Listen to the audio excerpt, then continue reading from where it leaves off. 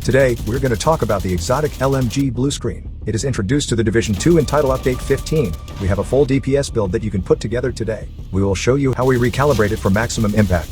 You'll have an impressive time to kill, be able to take on legendary missions, and most importantly, it's super easy to build.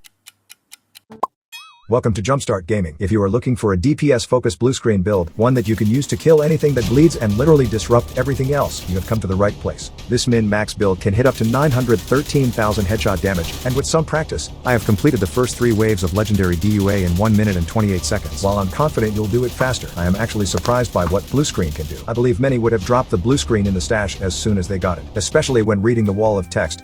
Took longer than the 5-second status effects against marked targets.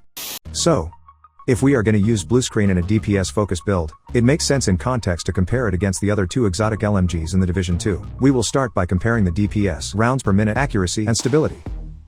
So how does BlueScreen measure up to other guns? Comparing the BlueScreen against the Pestilence, the BlueScreen has higher damage and higher RPM. It also comes with better accuracy and excellent stability. Comparing the BlueScreen against the Bullet King, the BlueScreen has higher damage but lower RPM. And similar to the comparison against the Pestilence, the BlueScreen has better accuracy and stability against the Bullet King. You may be wondering, what does this mean in terms of time to kill? Take for instance, the Pestilence debuff inflicts a great deal of damage, while the BlueScreen only triggers some dizziness, similar to drinking a mega pint of wine. So you may be wondering which gun has a faster time to kill. After all, the Pestilence debuff can do some serious damage, so we take the test of the shooting range to find out more. With the Pestilence, all targets are destroyed in 8 seconds. That's half a second faster than my previous Pestilence build. And how about the Bullet King?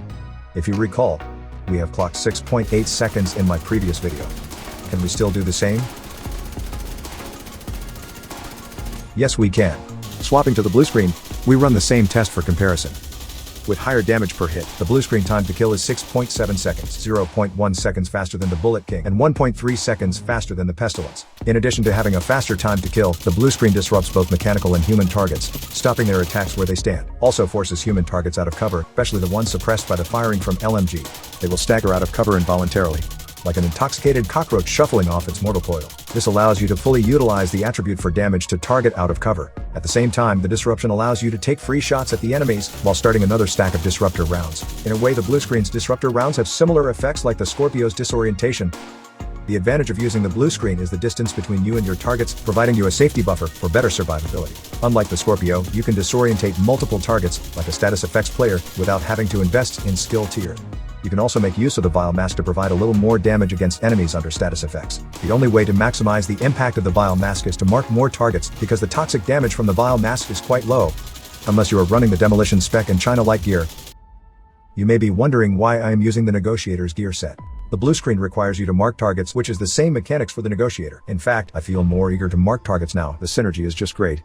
I have tested different combinations, and after comparing the damage output of each build, here's the hardest hitting build that I recommend. You must be wondering why there's no Coyote's mask and Contractor's gloves. Well, that's because the Glass Cannon and Vigilance build can hit up to 913,000's headshot and 705,000's body shot. It outperforms by more than 39% against the Coyote's mask and Contractor's gloves build, which hits around 650,000 headshot and 507,000 body shot.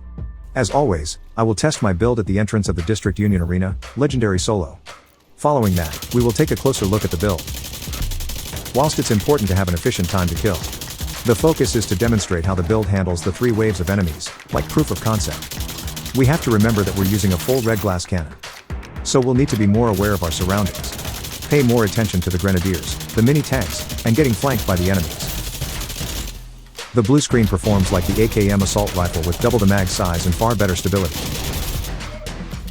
Assuming we are not switching to the assault rifle, approaching the landing pad with a light machine gun can be tricky because you cannot deploy a shield if you come face to face with the enemy, and it's even more risky for a glass cannon build. If you are new to the Division 2, perhaps swap out the glass cannon for the Obliterate talent. It may take a little longer, but you will take less risk and you'll have better survivability. The Negotiator gear set is amazing for spawn point camping. Wave 2 is taken out like shooting fish in a barrel.